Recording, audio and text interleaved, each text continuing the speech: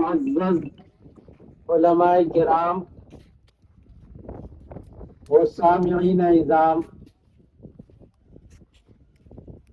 اللہ جل جلالہ عم نوالہ کا بہت بڑا احسان و کرم ہے کہ اللہ تبارک و تعالی نے ہماری رہبری اور ہماری رہنمائی کے لیے خاتم النبیین آقا مدنی رسول عربی محمد مصطفیٰ احمد مجتبی صلی اللہ علیہ وسلم کو مبعوث فرمایا، اور آپ صلی اللہ علیہ وسلم کی یوں تو پوری کی پوری 63 سالہ زندگی ہمارے لیے آئیڈیل اور نمونہ ہے۔ آپ کا بچپن، آپ کی جوانی اور آپ کی بعثت کے بعد کی زندگی، وہ سب ہمارے لیے نمونہ ہے، آئیڈیل ہے۔ آپ صلی اللہ علیہ وسلم نے اس طریقے سے زندگی گزاری ہمارے لیے اعمال کے اعتبار سے اور اقوال کے اعتبار سے، وہ ہم علماء اس کو خود سمجھیں۔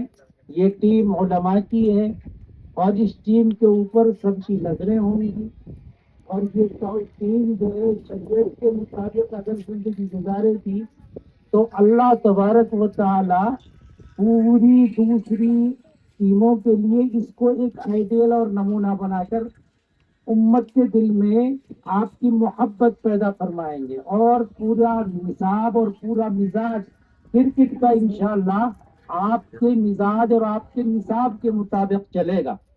بس میں نے ایک حدیث آپ حضرات کے سامنے پڑھی ہے، میں اس کا ترجمہ پیش کر بات ختم کرتا ہوں، کیونکہ ابھی میرے ساتھی نے بتایا ہے کہ 5 میچ ہونے ہیں، ان کے لیے وقت درکار ہے اور تقریر کرنے کی ضرورت بھی نہیں ہے۔ الحمدللہ آپ سب عالم ہیں، حفاظ ہیں، صحبت یافتہ ہیں۔ صرف جو ہے مجھے تو آپ کو یاد دلانا مقصد ہے۔ آقا مدنی صلی اللہ علیہ وسلم نے ارشاد فرمایا، میں اس آدمی کے لیے جنت کے اطراف میں 4 سائڈ اوپن گھر دلانے کا ذمہ دار ہوں۔ انا زعیم ببیت فی ربض الجنہ، میں اس آدمی کو جنت کے اطراف میں یعنی کہ 4 سائڈ اوپن گھر دلانے کا ذمہ دار ہوں، جو حق پہ ہونے کے باوجود جھگڑے کو چھوڑ دے۔ یہ کرکٹ کا اہم حصہ ہے۔ ہم جو ہے حق اور نہ حق آواز بلند کرتے ہیں اور یوں ہی جو ہے بس یہ آؤٹ آؤٹ آؤٹ اور یہ فلاں، اس طریقے کا معاملہ نہیں ہونا چاہیے، بلکہ حق کی طرف آدمی کا رجحان ہونا چاہیے۔ فرمایا کہ جو آدمی حق پر ہونے کے باوجود جھگڑے کو چھوڑ دے گا، میں اس کے لیے جنت کے اطراف میں گھر دلانے کا ذمہ دار ہوں۔ دوسرے نبی کریم صلی اللہ علیہ وسلم نے ارشاد فرمایا، وَبِبَيْتٍ فِي وَسَطِ الْجَنَّةِ، اور اس آدمی کو جنت کے بھی دلانے کا ذمہ دار ہوں جو مذاق میں بھی جھوٹ کو چھوڑ دے۔ اس لیے یہ ہمارا کھیل ہے، اس میں کوئی جھوٹی بات پر اڑ کر اپنی بات کو بلند اور بالا تر کرنے کی کوشش نہ کرے، کیونکہ آقا مدنی صلی اللہ علیہ وسلم نے ارشاد فرمایا ہے، اگر کوئی اپنی چرب لسانی سے میری زبان سے کوئی فیصلہ بھی کرا دے تو وہ یہ نہ سمجھے کہ یہ فیصلہ میری زبان کا ہوا ہے اس لیے جائز ہے، نہیں، اگر ناجائز فیصلہ اپنی چرب لسانی سے کسی نے کرایا ہے تو چاہے وہ فیصلہ کسی کی بھی زبان کا ہو، وہ ناجائز ہی رہے گا۔ اس لیے ہمیں جو ہے جھوٹ پر اڑنا نہیں ہے اور جھوٹ بولنا بھی نہیں ہے۔ ایک انگریز آدمی تھا، بہت پرانا قصہ ہے، اس کے پڑوس میں ایک کرایہ دار مسلمان رہتا تھا۔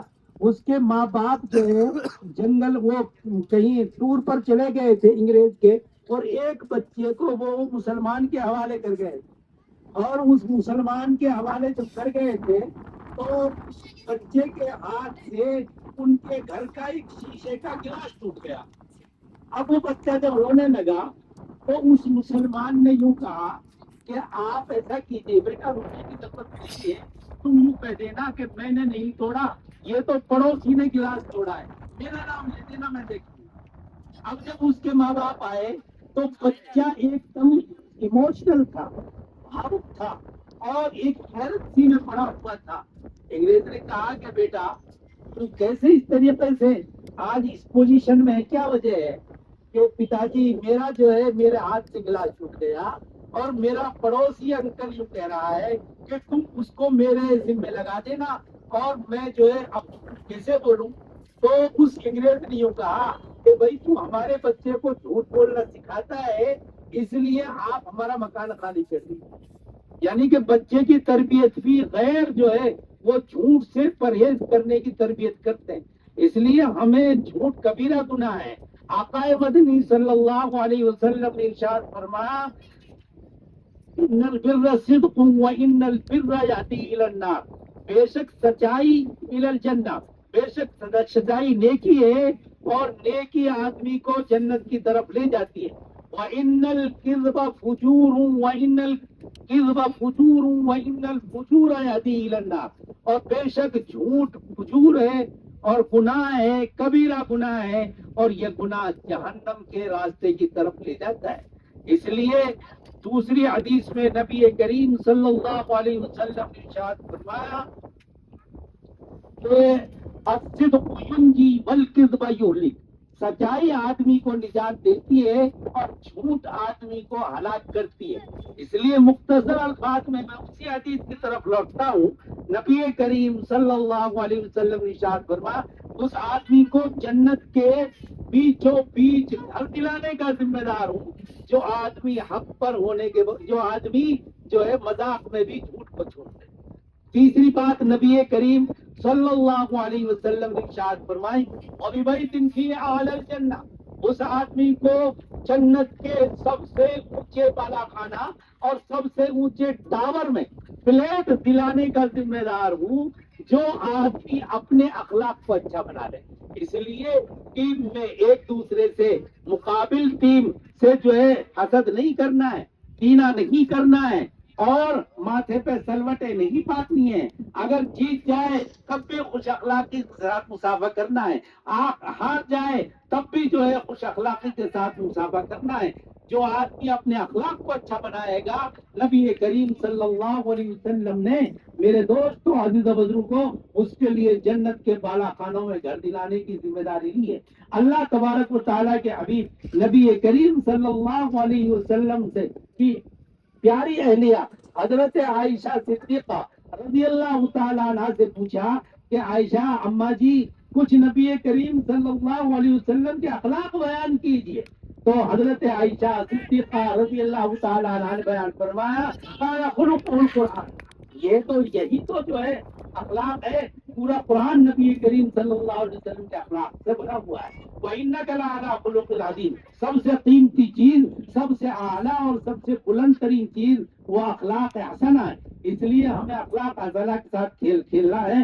اللہ تبارک و تعالی ہماری ان جوڑیوں کو سلامت رکھے، محبت پیدا فرمائے، جملہ شرور و فتن سے حفاظت فرمائے، اور حاسدین کے حسد سے، بغض کرنے والوں کے بغض سے، فتین کے فتنوں سے، بد نظروں کی بد نظری سے مکمل حفاظت فرمائے۔ وآخر دعوانا ان الحمد للہ رب العالمین، والسلام علیکم ورحمۃ اللہ وبرکاتہ۔